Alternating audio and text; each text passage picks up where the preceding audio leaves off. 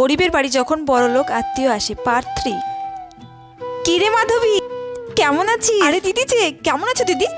আমি ভালো আছি। আসো আসো, তুমি আমার বাড়ি এসেছো, আমি যে কি খুশি হয়েছি তোমাকে কি বলবো। আসো আসো, বসো।